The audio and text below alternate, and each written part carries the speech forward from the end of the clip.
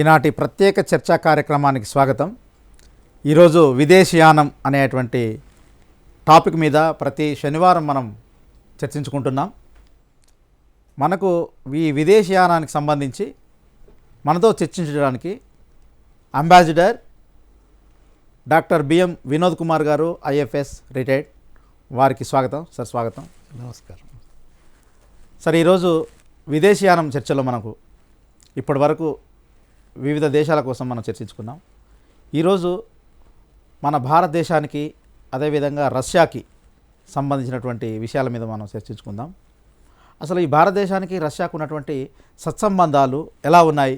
మీరు గతంలో ఈ విదేశీ వ్యవహారాలు చూశారు కాబట్టి కాస్త వివరించండి సార్. చక్కటి ఈరోజు టాపిక్ను మనం చర్చించుకోబోతున్నాము. గత ఎపిసోడ్స్లలో అమెరికా గురించి, యూరోపియన్ పవర్స్ గురించి, ఇటు ఆస్ట్రేలియా గురించి, సింగపూర్, మలేషియా ఎన్నో చర్చించాము. చైనా కూడా చర్చించాము.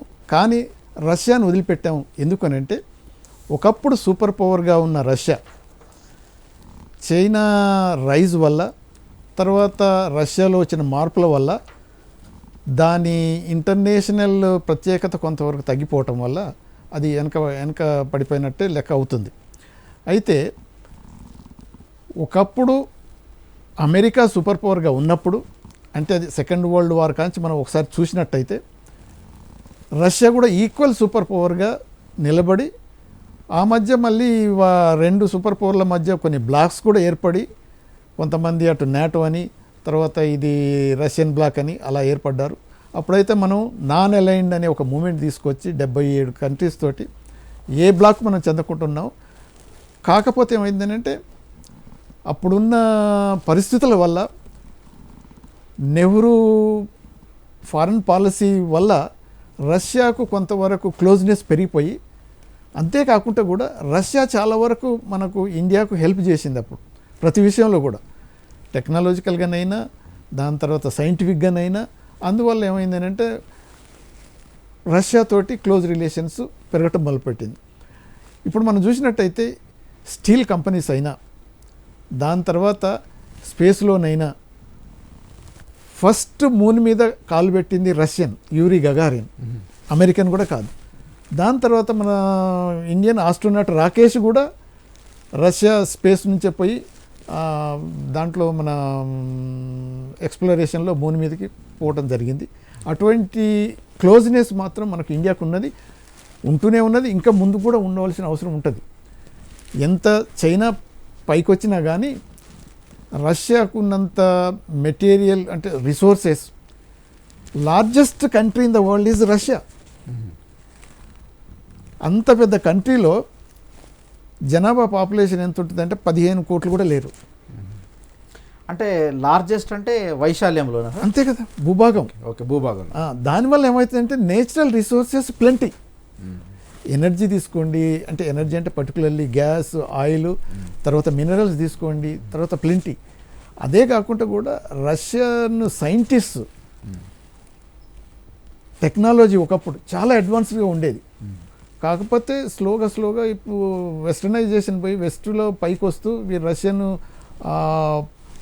పొలిటికల్ సిస్టమ్ వల్ల ప్రాపర్గా ఎంకరేజ్మెంట్ అనేది లేక, ప్రాపర్గా అడ్మినిస్ట్రేషన్ లేక కొంతవరకు వెనకబడటం జరిగింది. కాక మళ్ళీ తర్వాత కూడా రష్యన్ అంటే యుఎస్ఎస్ఆర్ అనేవాళ్ళం అప్పుడు, రష్యన్ ఫెడరేషన్. అది డిసింటిగ్రేషన్ 1991లో అయినప్పుడు కొన్ని కంట్రీస్ ఏర్పడి బయటకు వచ్చి అది సిఐఎస్ కంట్రీస్గా ఏర్పడ్డాయి. అంటే కామన్వెల్త్ ఆఫ్ ఇండిపెండెంట్ స్టేట్స్ అనేది అది ఒక కొన్ని ఏర్పడ్డాయి. అంటే starting from Ukraine Kanchi, Azerbaijan అయినా, జార్జియా అయినా, ఆర్మేనియా అయినా, ఉజ్బెకిస్తాన్ అయినా, తజికిస్తాన్ అయినా, కిర్గిస్తాన్ అయినా, మాల్డోవా, ఇన్ని కంట్రీస్ సిఎస్ కంట్రీస్గా సపరేట్ అయిపోయినాయి. దాంతో ఏమైందంటే రష్యా యుఎస్ఎస్ఆర్ ఉన్నంత స్ట్రాంగ్ ఇప్పుడు లేకుండా పోయింది. బట్ స్లోలీ మళ్ళీ రష్యన్ కూడా, ఎందుకనంటే రష్యను రైట్ ఆఫ్ చేయలేం. దాంట్లో ఉన్నన్ని అన్నాం కదా, లార్జెస్ట్ కంట్రీ భూభాగం చూసుకున్నప్పుడు అయితే మినరల్ రిసోర్సెస్, మెంటల్ రిసోర్సెస్ కూడా, అక్కడ ఉన్న సైంటిస్ట్ పర్టికులర్గా సైన్స్ అండ్ టెక్నాలజీలో చాలా అడ్వాన్స్గా ఉండేవాళ్ళు వాళ్ళు. అటువంటి వాళ్ళకు సరి అయిన అంటే ప్రోద్బలం లేక సరి అయిన ఫెసిలిటీస్ కలిగించలేక వాళ్ళు కొంతవరకు వెనకబడ్డట్టు కనిపిస్తున్నారు. కానీ ఇప్పుడు చూస్తే స్పేస్ టెక్నాలజీలో వాళ్ళు చాలా అడ్వాన్స్ ఉన్నారు. ఇప్పటికైనా అమెరికన్స్ రష్యన్ స్పేస్ క్రాఫ్ట్స్ ద్వారా ఉపయోగించుకొని ఆ రిపేర్కు చేయవలసిన అవసరం వచ్చినట్టు రష్యన్ సైంటిస్టులు వాళ్ళకి హెల్ప్ చేయటం జరిగింది. అంటే వాళ్ళ దగ్గర టెక్నాలజీ ఉన్నది, తర్వాత రిసోర్సెస్ ఉన్నాయి, కానీ ప్రాపర్ యూటిలైజేషన్ ఎంకరేజ్మెంట్ లేదు. అందువల్లనే కొద్దిగా వెనకబడ్డట్టు అనిపిస్తుంది. ఇది రష్యాలో వెనుకబాటుతనం ఉన్నట్టుగా కనబడుతుంది. ఎందుకు ఉన్నటువంటి వనరుల్ని వాళ్ళు ఉపయోగించుకోవడంలో వాళ్ళు అక్కడ వెనుకంజలో ఉన్నారు. కరెక్ట్, అది ఓకే. మరి అటువంటిప్పుడు మన భారతదేశం నుంచి అక్కడ అంటే ఆ అవకాశాలను వినియోగించుకోవడం కోసం ఇప్పుడు మన దగ్గర నుంచి వేరేదే ఫారిన్ కంట్రీస్కి వెళ్తున్నామని చెప్పేసి చాలా అంటే ఒక గొప్పగా చూసేటువంటి పరిస్థితి మన దగ్గర కనబడతా ఉన్నది. అదేవిధంగా మీరు విదేశీ రాయబారిగా కూడా పనిచేశారు కాబట్టి ఇప్పుడున్నటువంటి అక్కడ ఉన్నటువంటి పరిస్థితులను బేస్ చేసుకొని మన దగ్గర ఉన్నటువంటి నిరుద్యోగాన్ని ఆర్థిక అభివృద్ధికి సంబంధించి అక్కడ విద్యలో కానీ వ్యాపారం కోసం కానీ అదేవిధంగా అక్కడ ఎంప్లాయ్మెంట్కి సంబంధించి ఉద్యోగాల కోసం కానీ ఎటువంటి అవకాశాలు అక్కడ మనకు ఉపయోగించుకోవడానికి వీలుంది, అక్కడ ఎటువంటివి ఉన్నాయి? ఇప్పుడు ఒకప్పుడు మనం చూస్తే బిఫోర్ డిజింటిగ్రేషన్ యుఎస్ఎస్ఆర్ కాకముందు రష్యన్ కొలాబరేషన్ తోటి మన దగ్గర ఇండస్ట్రీస్ ఏర్పడ్డాయి. మన వాళ్ళని అక్కడ తీసుకుపోయి ఎడ్యుకేషన్ పర్టికులర్గా స్కాలర్షిప్స్ ఇచ్చి, అంటే ఇది కమ్యూనిస్ట్ కంట్రీస్ కాబట్టి జనరల్గా ఇండియన్స్ ఓపెన్ ఉన్నా కానీ కమ్యూనిస్ట్ పార్టీ వాళ్ళంతా ఉపయోగించుకొని అక్కడికి పంపించడం జరిగింది. ఇప్పుడు మెడిసిన్ ఉందనుకోండి, బోల్డ్ అంతమంది రష్యాలో మెడిసిన్ చదివి వచ్చింది, ఇంజనీరింగ్ ఉంది అక్కడ ఇంజనీరింగ్ చదివి వచ్చింది. ఆ అవకాశాలు రష్యన్ స్కాలర్షిప్స్ ఇచ్చేవాళ్ళు. అయితే ఇప్పటికీ ఉన్నాయి. కాకపోతే ఏంటి అని అంటే ఆ రష్యన్ లాంగ్వేజ్ ఒకటి కొద్దిగా బ్యారియర్గా ఉన్నది. అలాంటి మొన్న మనం జర్మనీ గురించి డిస్కస్ చేసాం. జర్మన్ లాంగ్వేజ్ నేర్చుకోవాల్సి వస్తుంది, కానీ అది హయ్యర్ స్టడీస్కు అది ఒక అంటే హిండ్రెన్స్గా ఏం లేదు. హయ్యర్ స్టడీస్ అన్ని ఇంగ్లీష్లో ఉన్నాయి, రష్యాలో కూడా ఉన్నాయి. అన్ని యూనివర్సిటీస్లలో కూడా టాప్ మోస్ట్ యూనివర్సిటీస్లలో మొత్తం ఇంగ్లీష్లోనే వాళ్ళకు టీచింగ్ అవి అన్ని రీసెర్చ్ అంతా జరుగుతుంది. కాకపోతే ఏంటంటే ఇప్పుడు మరి మన వాళ్ళు అమెరికా వైపు ఎందుకు చూడాలి, యూరోప్ వైపు ఎందుకు చూడాలి, రష్యా వైపు కూడా చూసి చాలా వరకు అక్కడ ఇవన్నీ అవకాశాలు అంటే పొందొచ్చు కదా, అంటే విన్ విన్ సిచ్యువేషన్గా డెవలప్ కావచ్చు కదా, ఎందుకు కావట్లేరు అనేది మీరు అన్న ప్రశ్నకి ఏంటంటే రష్యాలో ఉన్న పరిస్థితులు ఈ రోజుల్లో ఒకటి ఏంటంటే మ్యాక్సిమం కరప్షన్, ఇంకోటి ఏంటంటే bureaucracy hurdles. So for example అక్కడ ఉన్న సింపుల్గా ఇప్పుడు మనం వ్యాపారం మొదలు పెట్టాలనుకోండి, అక్కడ రిజిస్ట్రేషన్ చేసుకోనీకి ఓ 35 రోజులు 40 రోజులతోటి ఒక 40-50 ప్రొసీజర్లు కంప్లీట్ చేయాలి. అంటే మనం ఒకప్పుడు 1991లో కన్నా ముందు మన దగ్గర ఏముండేది అని అంటే ఈ అన్ని రిస్ట్రిక్షన్సే ఉండేవి. అటువంటి అంటే లిబరలైజేషన్ ఆఫ్ ఇండియన్ ఎకానమీ కాకముందు ఇటువంటి రిస్ట్రిక్షన్స్ అన్నీ ఏదైతే మన వాళ్ళు నేర్చుకునేది రష్యా నుంచే, అటువంటి ఇంకా కంటిన్యూ అవుతున్నాయి. దాని తర్వాత ఇప్పుడు లాంగ్వేజ్ కొంతవరకు కూడా డిసడ్వాంటేజ్ అయిపోయింది. అదే కాకుండా కూడా ఈ కమ్యూనిస్ట్ పాలసీస్ వల్ల అక్కడున్న హ్యూమన్ రైట్స్ అయినా కానీ ఫ్రీడమ్ ఆఫ్ స్పీచ్ అయినా కానీ అటువంటి అన్నీ లేవు. తర్వాత ఈ పార్టీ డిక్టేట్ చేస్తుంది అక్కడ. దాంతో ఏమైందంటే ఇండివిజువల్ లిబర్టీ లేకుండా పోయింది. ఇండివిజువల్ లిబర్టీ లేనప్పుడు ఇండిపెండెంట్గా ఇప్పుడు మనం మొన్న చూసాం, ఇది అపోనెంట్ ఏదైతే పుటిన్కు అపోనెంట్గా ఎవరైతే క్యాండిడేట్ ఉన్నారో అతన్ని పాయిజనింగ్ చేసి అతని చంపని కూడా ప్రయత్నం చేశారు. అటువంటి అంటే డెమోక్రసీ అనేది లేదు, ఫ్రీడమ్ ఆఫ్ స్పీచ్ లేదు. దానివల్ల ఏమవుతుందని అంటే ఈ మఫియాలు ఎక్కడ ఉన్నది, రష్యన్ మఫియా అంటాం, వాళ్ళే కంట్రోల్ చేస్తుంటారు. బిజినెస్ అంత ఈజీ కాదు, ఎందుకంటే ఈ కరప్షన్ ఈ చీటింగు తర్వాత మఫియాలు ఉన్నది కాబట్టి కొద్దిగా కష్టమైన పని. తర్వాత దానికి తోడు ఈ కరప్షన్ బ్యూరోక్రటిక్ హర్డల్స్ ఏవైతున్నాయో అవి చాలా వరకు డిస్కరేజ్ చేస్తుంటాయి.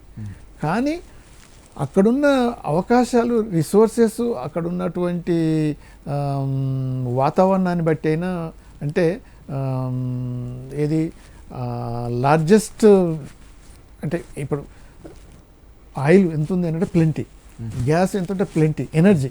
దాని తర్వాత ఇప్పుడు మనమైతే రష్యన్ ప్లేన్స్ ఇప్పుడు ఏది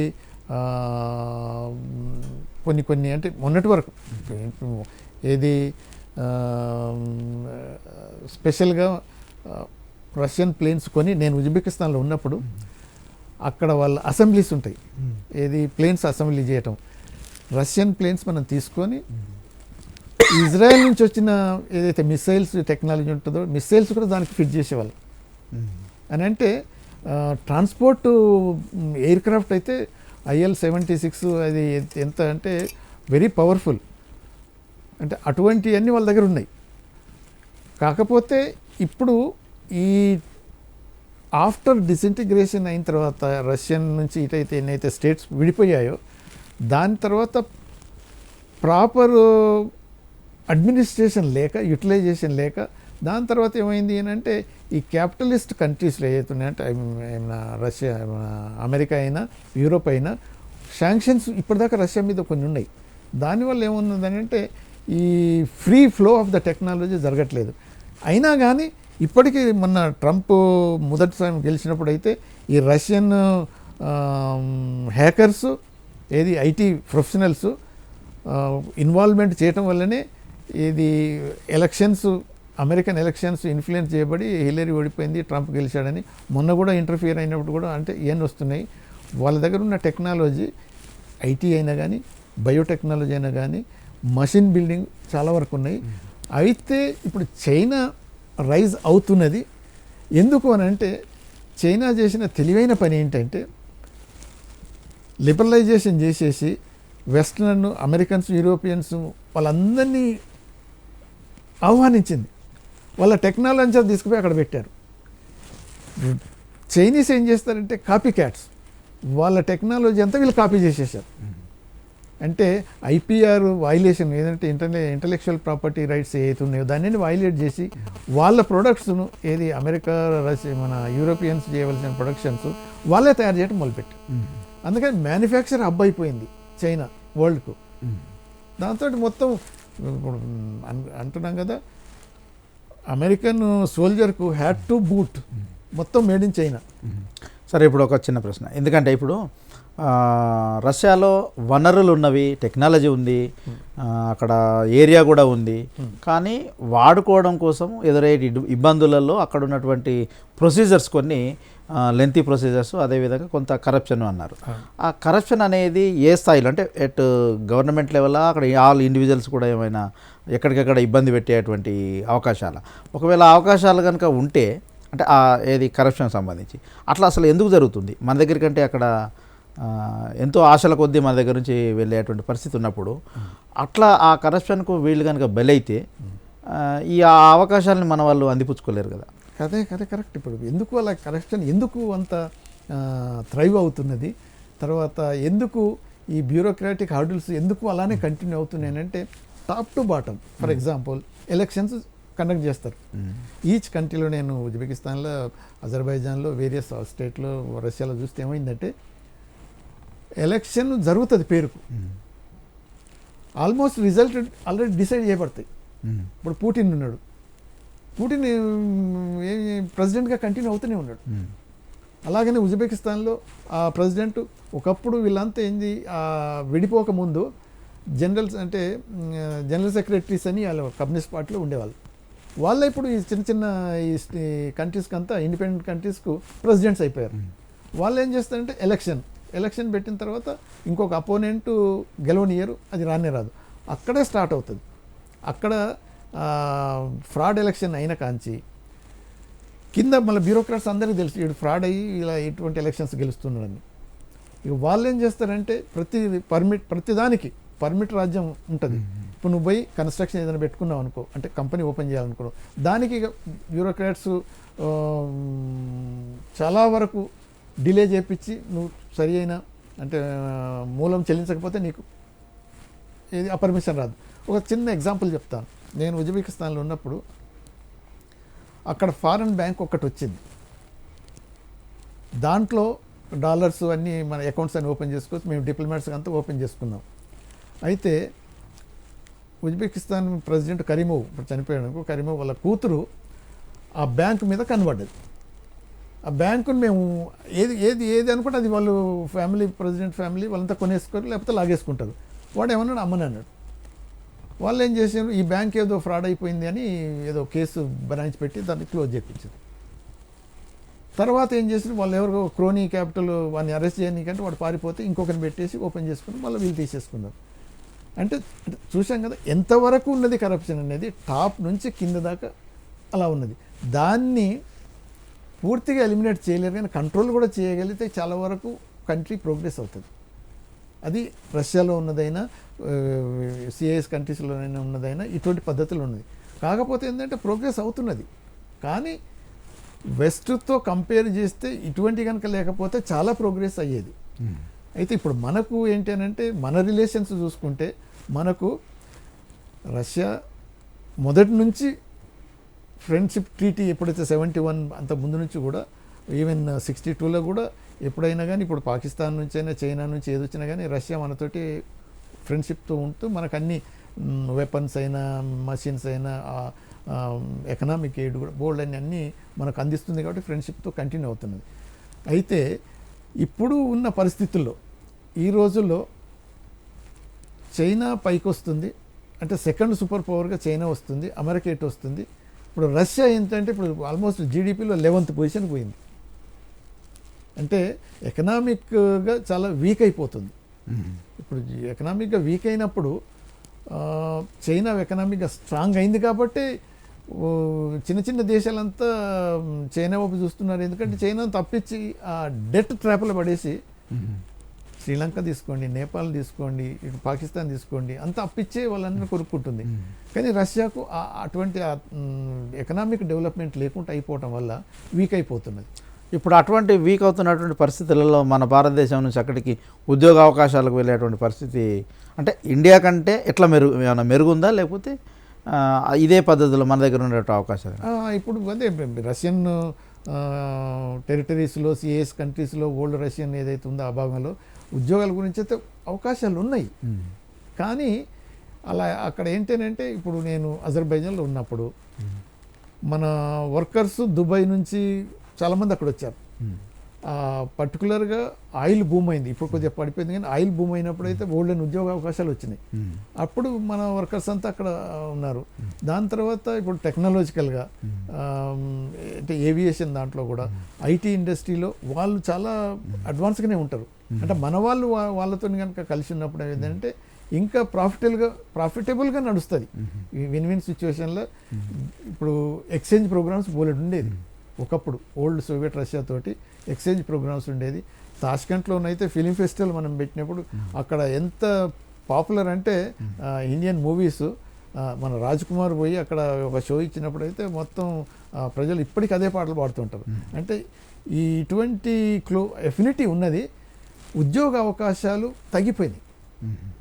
మన దగ్గర ఉన్నట్టే ఉంది కండిషన్, కానీ హైలీ స్కిల్డ్ ఫీల్డ్స్లలో ఇప్పుడు ఆటమిక్ ఎనర్జీ ఉందనుకోండి, అక్కడ నుంచి వచ్చిన సైంటిస్ట్ మన విశాఖపట్నంలో ఉన్నప్పుడు అయితే ఆయిల్ డ్రిల్లింగ్ అయినా మిగతా కంపెనీస్కి అయినా రష్యన్స్ వచ్చి అక్కడ ఉండేవాళ్ళు. ఢిల్లీలో కూడా రష్యన్స్ వచ్చి వాళ్ళ సైంటిస్ట్ వచ్చి మన వాళ్ళతోని వర్క్ చేసి ఈ మనకు ఆటమిక్ ఎనర్జీ అయినా స్పేస్ అయినా ఇవన్నీ డెవలప్ అయ్యిందంటే రష్యన్ ఫ్రెండ్షిప్ తోటి కొలాబరేషన్ తోటి అయినాయి. ఇప్పుడు మనం ఎక్సెల్ అవుతున్నాం, ఎందుకంటే మన వాళ్ళకు కొంత అంటే ఫ్రీడమ్ ఇచ్చి ప్రోత్సాహం ఇవ్వటం వల్ల వాళ్ళు చాలా వరకు ఎక్సెల్ అవుతున్నారు.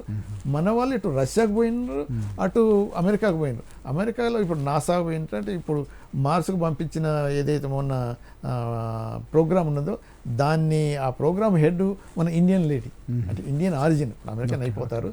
అంటే వాళ్ళకి అంత అవకాశాలు ఉన్నాయి కాబట్టి వాళ్ళంతా ఎక్సెల్ అయిపోతారు. ఇక్కడ రష్యాల సిస్టమ్ ఏంటంటే చెప్పాం కదా, కరప్షన్, హైలీ కరప్టెడ్, తర్వాత బ్యూరోక్రాటిక్ హార్డిల్స్, దాని తర్వాత ఆ కేజీబీ అనేది ఏదైతే ఉంటుందో స్పయింగ్ మన ఆర్గనైజేషను ఇవన్నీ అంటే యాంటీ గవర్నమెంట్ ఒక స్టేట్మెంట్ కూడా ఇవ్వనివ్వదు. పుటిన్కు ఎగనెస్ట్ ఎవరైనా మాట్లాడారంటే లోపల పెట్టేస్తుంటారు. అంటే ఇప్పుడు మన లాంటి వాళ్ళు భారతీయులు పోయి అక్కడ ఉద్యోగాలు చేసుకున్నప్పుడు వాళ్ళు పాలిటిక్స్లో ఏముండను, కానీ వాళ్ళ మూమెంట్స్ కూడా రిస్ట్రిక్టెడ్ ఉంటాయి. అందువల్ల ఏమైందంటే ఉద్యోగాలు ఒకప్పుడు ఉన్న అవకాశాలకి ఇప్పుడు తగ్గినాయి. పర్టికులర్గా ఇప్పుడు ఈ పాండమిక్ వచ్చిన తర్వాత ఎకానమీస్ అన్నీ దెబ్బతిన్నాయి కాబట్టి ఇప్పుడు మన వాళ్ళు పోయి అక్కడ ఉద్యోగాలు వెతుక్కోవటం అనేది కొంతవరకు ఈ పోస్ట్ పాండమిక్లో అవకాశాలు అయితే ఉంటాయి. అక్కడ ఈ అగ్రికల్చర్ సెక్టర్ ఎట్లా ఉంటుంది మన ఇండియాకు రష్యాకి? ఎందుకంటే జీవన విధానంలో మార్పు కానీ ఈ ఆహారపు అలవాట్లలో, ఎందుకంటే ఎక్కడ పోయినా కూడా ఈ ఖర్చు తగ్గించుకునేటువంటి క్రమం మన హైదరాబాదు కానీ ఇండియాలో ఉన్నటువంటి వాళ్ళ పరిస్థితి. ఇప్పుడు హైదరాబాద్ నుంచి ఢిల్లీకి వెళ్తే లివింగ్ కాస్ట్ పెరిగిపోతుంది. కానీ అదే పద్ధతులలో రష్యాకు మనకు ఉన్నటువంటి తేడా ఎట్లా ఉంటుంది? ఇప్పుడు ఓకే, ఎడ్యుకేషన్కి ఒకసారి చెప్పేస్తే ఇప్పుడు మనం 10 లక్షలు ఖర్చు పెట్టాల్సి వస్తుంది ఇటు యూరోప్కి పోవాలన్నా అటు అమెరికాకు పోవాలన్నా మినిమం పర్ ఇయర్. ఇక్కడ పోయి ఎడ్యుకేషన్ చేస్తే 2 లక్షలు మ్యాక్సిమం సరిపోతుంది. రష్యాలో 2 లక్షలు 2 లక్షలు అవుతుంది. అదే నేను అప్రాక్సిమేట్ ఇప్పుడు ఒక ఎంబీబీఎస్ మెడికల్ ఎడ్యుకేషన్ పోయామనుకో, బయటికి పోతే ఈవెన్ చైనాలో కూడా యూ హ్యావ్ టు స్పెండ్ లక్షలు పెట్టాలి. అక్కడది లేదు. అంటే కాస్ట్ ఆఫ్ లివింగ్ చాలా తక్కువ. ఈవెన్ ఫుడ్ హ్యాబిట్స్ అనుకోండి, వాళ్ళు ఆ బ్రెడ్ అండ్ బటర్ ఆ వెజిటేబుల్స్ తోటి వాళ్ళ డైట్ చాలా సింపుల్గా ఉంటుంది. అదంతా సబ్సిడైజ్డ్ ఉంటుంది. ఈ వెస్ట్లో ఉన్నంత కాస్ట్లీ కాదు, ఆల్మోస్ట్ 1/3 ఆఫ్ ద కాస్ట్. తర్వాత డైటరీ హ్యాబిట్స్ మనకున్నటువంటి హ్యాబిట్స్, కాకపోతే వాళ్ళు ఏంటంటే ఇది మనమేమో రైస్ ఎక్కువ తింటాం. ఇప్పుడు రైస్ అక్కడ అలవాటు అయిపోయింది. ఇప్పుడు రష్యాలో ఎక్కడ పోయినా రైస్ దొరుకుతుంది, ప్రపంచం అంతా రైస్ దొరుకుతుంది. తర్వాత ఈ వెజిటేబుల్స్ మాత్రం ప్లెంటీగా పండిస్తారు వాళ్ళు. తర్వాత ఫిషరీస్ పెద్ద ఇండస్ట్రీ వాళ్ళకు. అక్కడ క్యావియర్ అనేది ఆ ఫిష్ ఎగ్స్ ఉంటాయి, అది బంగారం ధర అంత పలుకుతుంది. అది అంటే చాలా ప్రోటీనస్, గుడ్ డైట్. ఆ క్యావియర్ తిని వాళ్ళు రష్యన్ ఉడక దాగి ఐస్లో ఉన్న నీళ్ళతో వాళ్ళు స్విమ్మింగ్ చేస్తారు, స్నానాలు చేస్తారు. అంటే టు ప్రూవ్ దేర్ స్ట్రెంగ్త్ అని. అంటే ఆ ఫిషరీస్ ఉన్న ఇండస్ట్రీస్, సీ ఫుడ్ ఇండస్ట్రీస్ చాలా ఉన్నది. తర్వాత వెజిటేబుల్స్ ప్లెంటీ ఉంటాయి. తర్వాత ఇక మనం కొద్దిగా రైస్ ఎక్కువ తింటాం, వాళ్ళని ఎక్కువ వీట్ ఎక్కువ తింటారు. అంటే బ్రెడ్ ఒకప్పుడు అయితే సోవియట్ యూనియన్ ఉన్నప్పుడు అయితే అంత సబ్సిడీస్ కాబట్టి రోడ్ల మీద బోల్డ్ అంత బ్రెడ్ పడేసేవాళ్ళు, ఫ్రీగా ఇచ్చేవాళ్ళు. ఇప్పుడు అదేం లేదు, ఎందుకంటే ఫ్రీగా దొరకదు, కొంత కాస్ట్ పెట్టారు.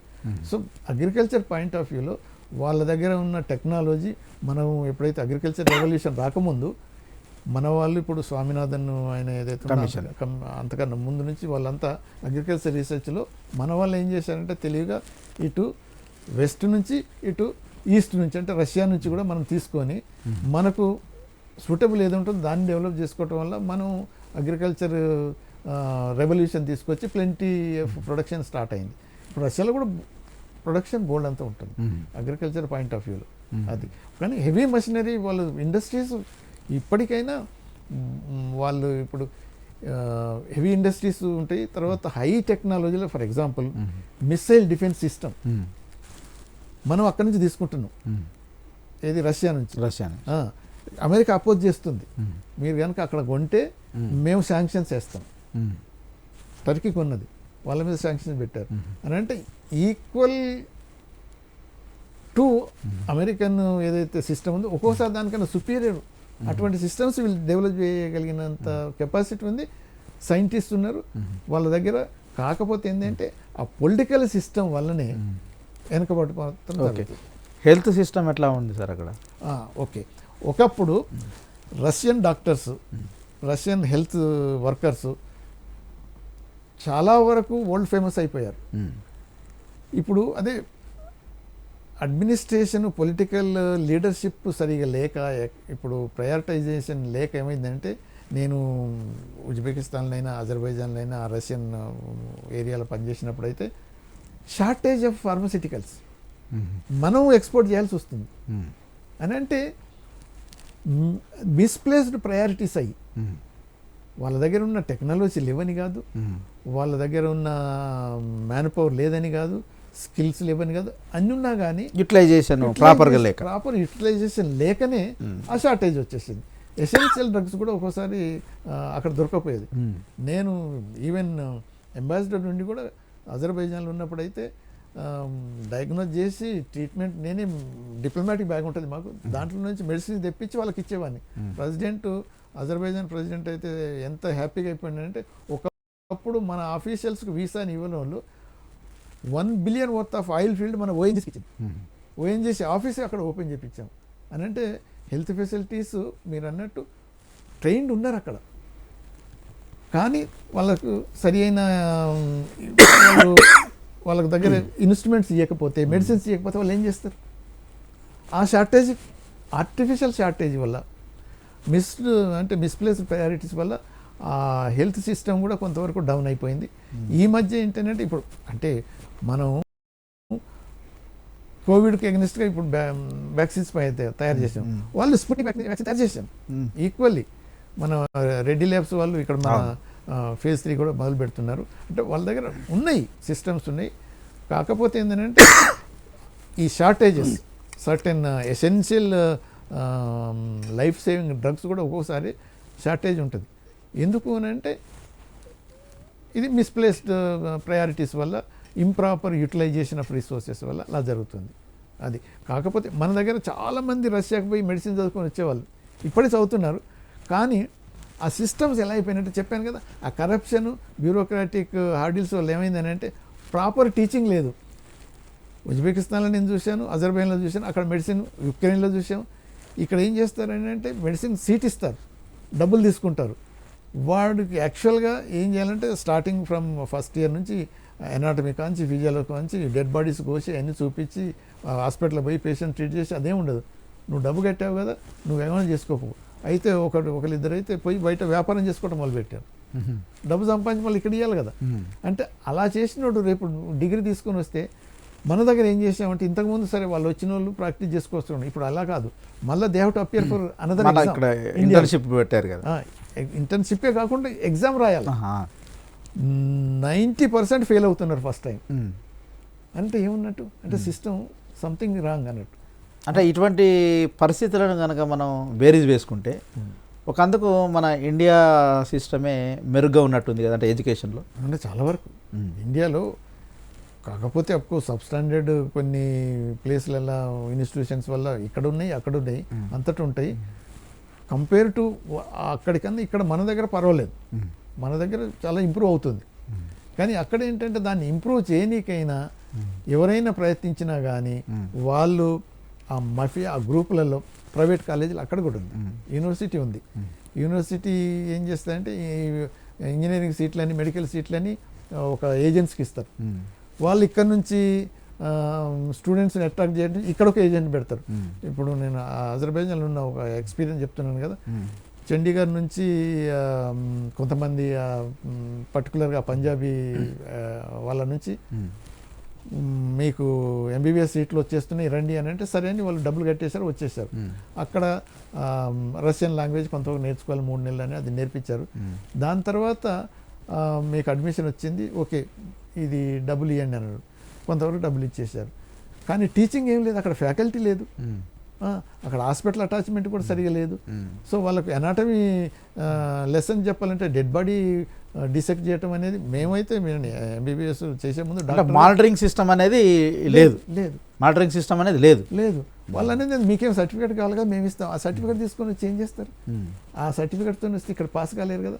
యుక్రెయిన్ నుంచి ఒక డాక్టర్గా వచ్చే సర్టిఫికేట్ తీసుకున్న ఆయన, మా కొలీగ్ ఒక అతను వాళ్ళ సన్ను 3 సార్లు రాసిండు, ఇక్కడ మన టెస్ట్ 3 సార్లు ఫెయిల్ అయింది అని. అంటే అది సబ్ స్టాండర్డ్లో ఉన్న అన్ని కాలేజెస్ అలా కాదు, కానీ చాలా వరకు అలా తయారైనాయి. అందువల్ల మన దగ్గర ఉన్నది, మన దగ్గర కూడా sub standard medical college, engineering కాలేజీలు ఉంటాయి. కానీ కొంతవరకు మన దాంట్లో ఏంటంటే ఒక సిస్టమ్ కంట్రోలింగ్ ఉన్నది. అక్కడేమో డబ్బుల గురించి ఇటువంటి అని చేస్తున్నారు కాబట్టి వాటి మీద నమ్మకం పోయింది. అలా అంటే ఇప్పుడు మన ఆర్థిక వ్యవస్థకు, మన భారతదేశానికి రష్యాకి కంపేర్ చేసుకున్నట్టయితే అంటే ఈ ఎకానమీ విషయంలో మన దగ్గర లాగానే అక్కడ అలవాట్ల విషయంలో, ఆహారం విషయంలో ఖర్చు తగ్గించుకోవచ్చు. కానీ ఈ రూపాయి విలువ అంటే ఇప్పుడు మారకం అనేది ఉంది కదా, ఇది ఎట్లా ప్రభావం చూపెడుతుంది రష్యాకు మనకు? ఒకప్పుడు మనం అంటే సోవియట్ యూనియన్ ఉన్నప్పుడు రూపీ ట్రేడ్ అనేది ఉండేది. దానివల్ల మన వ్యాపారం చాలా ఉండేది. ఫర్ ఎగ్జాంపుల్ టొబాకో ఎక్స్పోర్ట్ రష్యాకు ఎంతో పోయేది. ఇప్పుడు వాళ్ళ దగ్గర నుంచి మనం ఏదైనా మషిన్స్ కొనుక్కున్నా మనం రూబుల్ ఉన్నది కాబట్టి ఆ రూబుల్ ఏదైతే వాల్యూ ఉన్నదో దాన్ని బట్టి మనం రూపీస్లోనే పే చేసేవాళ్ళం. మనం అంటే రూపీ మనకు అప్పుడు స్ట్రాంగ్గానే ఉండేది. రూబుల్ కూడా స్ట్రాంగ్ ఉన్నా కానీ రూపీ చాలా స్ట్రాంగ్ ఉండటం వల్ల ఆ రూపాయి అకౌంట్ రూపీస్లో అకౌంట్లో ఉంటుంది కాబట్టి అది కూడా మనకు ఇరాన్తో కూడా ఉండే. దానివల్ల ఏమవుతుందంటే మనకు అడ్వాంటేజ్ ఉండేది. ఇప్పుడు ఆ రూబుల్ది అకౌంట్ క్లోజ్ చేయబడ్డది. దానివల్ల ఏమవుతుందంటే మనం డాలర్ ద్వారా పే చేయాల్సి వస్తుంది, రూబుల్తో పే చేయడానికి వీల్లేదు. అంటే రూబుల్ వాళ్ళ ఖచ్చితంగా డాలర్కి కన్వర్ట్ కావాల్సిందే అది. అందుకని మనకు కొద్దిగా అడ్వాంటేజ్ ఉన్నది ఆ వ్యాపారం. వాళ్ళ దగ్గర కూడా డాలర్స్ లేవు ఎక్కువ, అందుకనే వాళ్ళు ఎక్కువ కొనలేకపోతున్నారు. మనం అప్పుడు ఏంటంటే రూపీ టర్మ్స్లో వాళ్ళ దగ్గర ఉన్న ఏదైతే మనం ఇప్పుడు వార్ ప్లేన్స్ కొన్నాం, సబ్మెరీన్స్ కొన్నాం, దానివల్ల మనకు ఎంత వాళ్ళంతా కోట్లు మనం పే చేయాల్సి వస్తుంది. అయితే అదే రూపీస్లో మనం చూపించేవాళ్ళం. మనం ఏమైతే పంపిస్తున్నామో బేసిక్గా ఏది ఫుడ్ ఐటమ్స్ బోల్డంత పంపించేవాళ్ళం మనం ఒకప్పుడు. తర్వాత ఈ మధ్య కొన్ని ఎలక్ట్రికల్ ఐటమ్స్ కూడా పంపిస్తున్నాం. దాని తర్వాత ఇప్పుడు ఇది మెడికల్ ఫార్మసిటికల్స్ బోల్డెన్ పంపిస్తున్నాం. ఇవన్నీ మనకు ఏదైతే రూపీ వాల్యూస్ని బట్టి వాళ్ళ దగ్గర నుంచి వచ్చే వస్తువులను మనం ఏం చేసుకుంటాం దీంట్లో చూపిస్తున్నాం. అందువల్ల ఏమైందంటే మనకు వ్యాపారం పెద్దగా ఉండిపోయింది. ఆ అకౌంట్ రూబుల్ అనేది ఏదైతే అకౌంట్స్ అనేది లేకుండా పోయినాయో డాలర్ టర్మ్స్లోనే పే చేయడం వల్ల వాళ్ళకి డాలర్ లేక మన దగ్గర నుంచి కొనటం తగ్గించుకున్నారు. చైనా ఏం చేసింది అని అంటే ఇప్పుడు top trading partner to Russia. అంటే లాస్ట్ ఇయర్ చూస్తే ఇంత కోవిడ్లో కూడా 104 బిలియన్ వ్యాపారం చేసింది చైనా వాళ్ళతోటి. చైనా ఏ కంట్రీతోనే వ్యాపారం చేస్తుంది, రష్యాతోని టాప్ వ్యాపారం చేస్తుంది అని అంటే వాళ్ళ దగ్గర బోల్డన్ని డాలర్స్ ఉన్నాయి కాబట్టి వాళ్ళకు డాలర్ల పేమెంట్ అవసరం లేకుండానే రష్యాకు బోల్డెన్ ఎక్స్పోర్ట్ చేస్తుంది. రష్యా ఉన్న ఎనర్జీ అంటే ఆయిల్, గ్యాస్ చైనాకు అవసరం కాబట్టి అది ఇంపోర్ట్ చేసుకుంటుంది. వీళ్ళ దగ్గర ఉన్న ఏదైతే ఫుడ్ ఐటమ్స్ అయినా, ఫార్మసిటికల్స్ అయినా, మషినరీ అయినా చైనా ఎక్స్పోర్ట్ చేస్తుంది. దానివల్ల ఇప్పుడు మన భారతదేశం నుంచి రష్యాకి మనం ఎక్కువ ఎక్స్పోర్ట్ చేసుకోవడానికి ఉండేటువంటి ఫెసిలిటీస్, అవకాశాలు ఎందులో ఎక్కువ ఉంటాయి? అదే మ్యాక్సిమం ఫుడ్ ఐటమ్స్, ఫార్మసిటికల్స్, తర్వాత ఎలక్ట్రికల్ గుడ్స్, తర్వాత ఇప్పుడు ఎడ్యుకేషన్ కూడా వాళ్ళకు ఇప్పుడు ఇంగ్లీష్ చాలా వరకు అక్కడ ఇన్స్టిట్యూషన్స్ ఉన్నాయి. ఈ అంటే తర్వాత ఈ బ్యాంకింగ్ సర్వీసెస్ ఉన్నాయి, వాళ్ళకి అంత డెవలప్ కాలేదు. మన వాళ్ళు ఈ సర్వీసెస్ అంతా ఎక్స్పోర్ట్ చేసి అంటే స్కిల్డ్ మ్యాన్ పవర్ని పంపించి ఆ సర్వీసెస్ అంతా మనం చేసుకోవచ్చు. అంటే గూడ్స్ అండ్ సర్వీసెస్, ఈ గూడ్స్ ఏవైతే ఉన్నాయో బేసిక్గా ఈ అంటే హెవీ మషిన్స్ మనం ఏమి ఎక్స్పోర్ట్ చేసే పరిస్థితులు లేవు. ఆటోమొబైల్స్ అంటే స్పేర్ పార్ట్స్ మనం మొత్తం యూరోప్కి పంపిస్తున్నాం, అమెరికాకు పంపిస్తున్నాం, అక్కడ పంపిస్తున్నాం. ఇప్పుడు మెడిసిన్స్ ఉన్నాయి అంతటా పంపిస్తున్నాం, రష్యాకు కూడా పంపిస్తున్నాం. అంటే వేరియస్ ఎలక్ట్రికల్ ఐటమ్స్ ఏవైతే ఉన్నాయో అవి పంపిస్తున్నాం. కానీ హెవీ మషినరీ మాత్రం మనం ఇంపోర్ట్ చేసుకుంటున్నాం. ఓకే. సో మొత్తానికి మన భారతదేశంలో అంటే కరెక్ట్గా కనుక మనం ఉపయోగించుకుంటే రష్యాను మనకు విదేశీ ద్రవ్యం మనకు రావడానికి ఉపయోగపడుతుంది. ఎందుకు? ఈ మెడిసిన్స్ కానీ, ఎలక్ట్రిసిటీ ఐటమ్స్ కానీ, అదేవిధంగా ఫుడ్ గ్రెయిన్స్ కానీ మనం కనుక ఎక్స్పోర్ట్ చేస్తే మనకు విదేశీ డబ్బు మనకు వచ్చేటువంటి అవకాశాలు ఎక్కువగా ఉన్నాయి. అవును. అదేవిధంగా మన దగ్గర ఉన్నటువంటి పిల్లలకి తక్కువ ఖర్చులో విద్యను అందించడం కోసం కానీ ఇక్కడి వాళ్ళు వెళ్ళి అక్కడ కనుక ఉద్యోగాలు చేస్తే వీళ్ళు ఆర్థికంగా కొంత లాభపడడానికి అవకాశం ఉంది. ఎందుకు అని అంటే అక్కడ డాలర్స్లో వీళ్ళకి పేమెంట్స్ ఇచ్చేటువంటి అవకాశం ఉంది. అవును. అంటే ఇండియా కంటే ఈ పే చేసేటువంటి అమౌంట్ సాలరీస్ అనేది రష్యాలో కొంచెం ఎక్కువ ఉన్నాయా? నేచురల్గా. ఎందుకంటే ఇప్పుడు మనం పర్ క్యాపిటల్ ఇన్కమ్ చూసుకుంటే జీడిపి గుణగా చూసినా, పర్ క్యాపిటల్ ఇన్కమ్ చూసినా $9,000 వాళ్ళకు ఉంటే మన దగ్గర 450 కూడా లేదు. అంటే వ్యత్యాసం తేడా ఉంది. అదే అంటున్నా కదా, మనం 135 కోట్ల జనాభా, ఇంత చిన్న దేశం, largest country in the world అది, దాంట్లో ఉన్నది ఎంత? 15 కోట్లు. సో అన్ని రిసోర్సెస్ వాళ్ళకి చేతిలో ఉన్నప్పుడు వాళ్ళ పర్ క్యాపిటల్ ఇన్కమ్ కూడా పెరుగుతుంటుంది. వాళ్ళ ఉన్న నేచురల్ రిసోర్సెస్ అన్ని కనుక వాళ్ళు ఉపయోగించుకుంటే రిచ్ కంట్రీగానే ఉంటుంది. ఇప్పటికైనా రిచ్చే, అది ఎప్పటికైనా మ్యాటర్ ఆఫ్ టైం. కానీ అందుకనే మనం రష్యాతోటి ఎన్ని ఒత్తిడులు వచ్చినా మన సంబంధాలు కొనసాగించుకునే ఉంటున్నాం. వాళ్ళతో largest exporter of defence equipment రష్యానే ఇప్పటిదాకా కూడా. సో ఇప్పుడు అని అంటే మనం ఏది అమెరికా నుంచి ఇప్పుడు ఇజ్రాయెల్ నుంచి కూడా ఇలా వస్తుంది కాబట్టి ఇప్పుడు వాళ్ళ దగ్గర నుంచి తీసుకుంటున్నాం. సో ఇప్పుడు రష్యాకు ఇండియాకు ఉన్న రిలేషన్స్ మొదటి నుంచి కూడా చాలా వరకు క్లోజ్గా ఉండేది. లేటెస్ట్ డెవలప్మెంట్స్ ప్రకారం, ఎందుకంటే వరల్డ్ చేంజ్ అవుతుంటుంది కాబట్టి దాన్ని బట్టి మనం ఏం చేస్తున్నాం అంటే డైవర్సిఫై చేస్తున్నాం.